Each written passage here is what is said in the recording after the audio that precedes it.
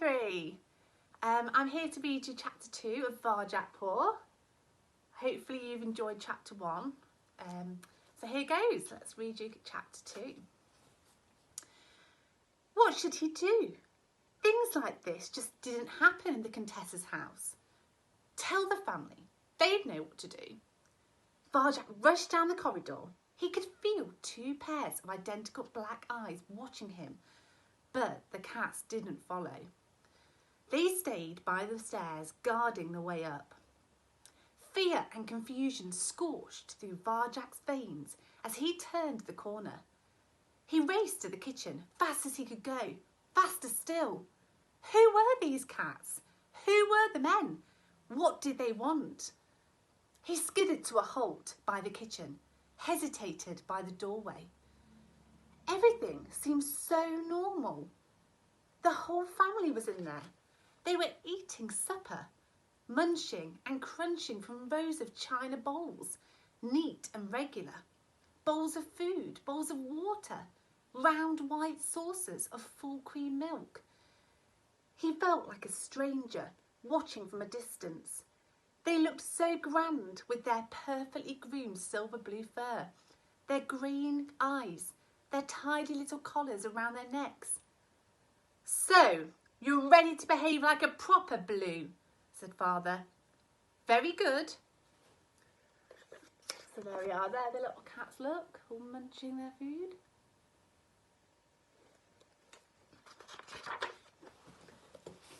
"Have you washed your paws?"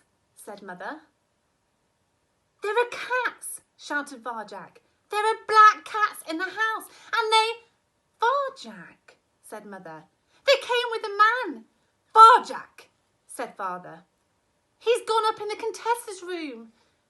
There was silence in the kitchen. The munching and crunching stopped. They all watched him, one great green accusing eye. "I just don't understand him," muttered Father. "Why can't he be like everyone else?"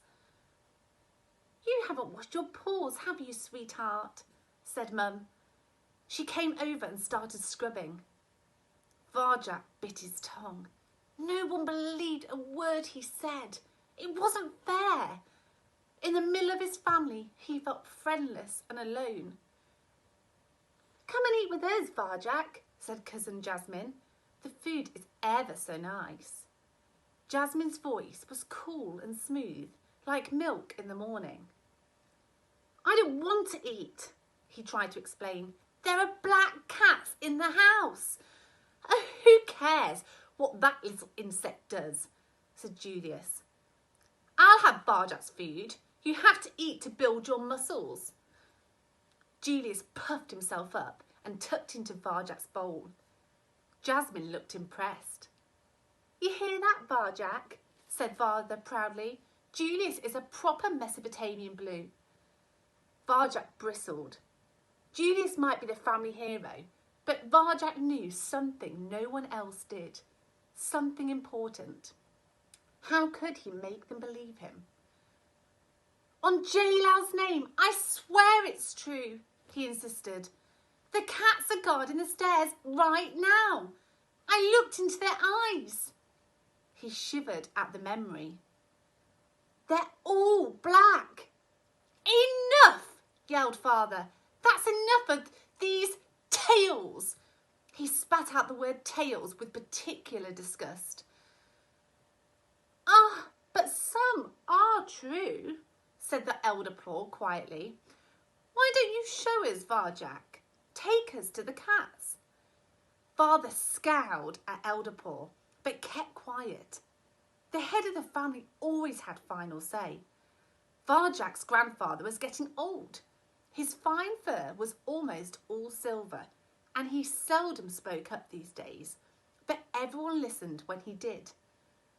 Stomach knotted with nerves, Varjak led them down the corridor. He turned the corner into the hallway, just in time to glimpse a blur of movement by the front door. The first man was holding it open for the others. They were carrying something away. Down by their shoes, 2 black tails swished out of the house. The man shut the door as the rest of Varjak's family entered the hallway. They hadn't seen the others, or the black cats. All they could see was the man.